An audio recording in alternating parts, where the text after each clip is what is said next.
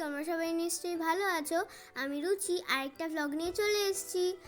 এখানে আমি, মা আর দিদি রেডি হয়ে গেছি। আমরা একটা জায়গায় যাচ্ছি, চলো দেখা যাক আমরা কোথায় যাচ্ছি। আমরা এখানে একটু ফটোশ্যুট করে নিচ্ছিলাম মিররের সামনে। চলো দেখা যাক আমরা কোথায় যাচ্ছি, লেটস গো। আমি এখন বলেই দিই আমরা কোথায় যাচ্ছি। আমরা যাচ্ছি কারে করে আমাদের স্কুলে।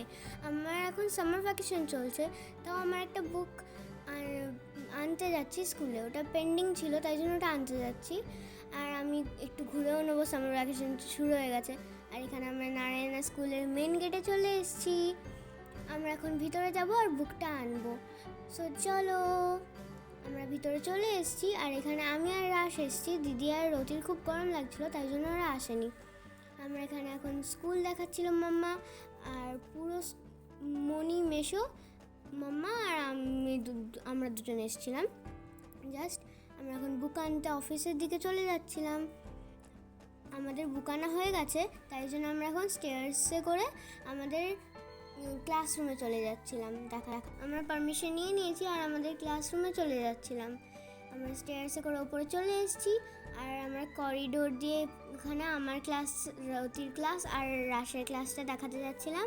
তো চলো আমার ক্লাসে নিয়ে যাই এখন। মাম্মা এখানে এখন ক্লাসরুমগুলো একটু দেখিয়ে দিচ্ছিলো, কারণ কি আমি নিয়ে যাচ্ছিলাম মাম্মাকে তাড়াতাড়ি করে।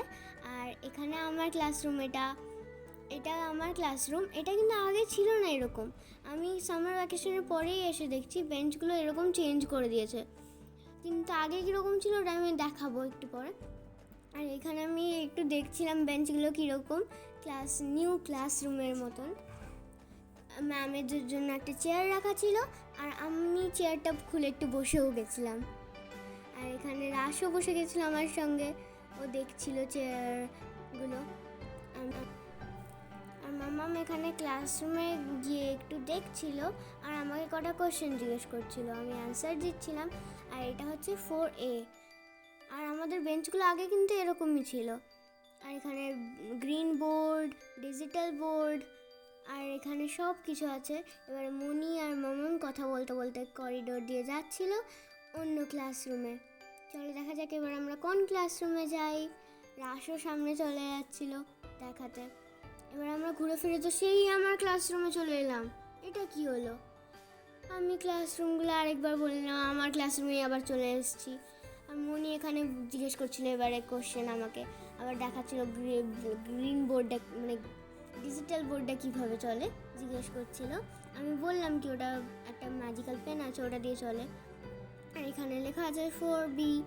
আর এবারে আমরা চলে এসেছি রাশের ক্লাসে, যেটা হচ্ছে 1B। রাশের ক্লাসরুমের ডেস্ক আর চেয়ারসগুলো সব রেড কালারের, সুন্দরই লাগছিল দেখতে। আমার তো খুবই ভালো লেগেছিল। আর এটা 1A বেঞ্চগুলো হচ্ছে গ্রিন কালারের, ওটাও ভালোই লেগেছিল, চেয়ার গ্রিন। এটা দিদির ক্লাসরুম। এখানেই আমরা শেষ করছি। যদি তোমাদের ভালো লেগে থাকে তবে লাইক, কমেন্ট, শেয়ার। নেক্সট পার্টের জন্য ওয়েট করো। বাই।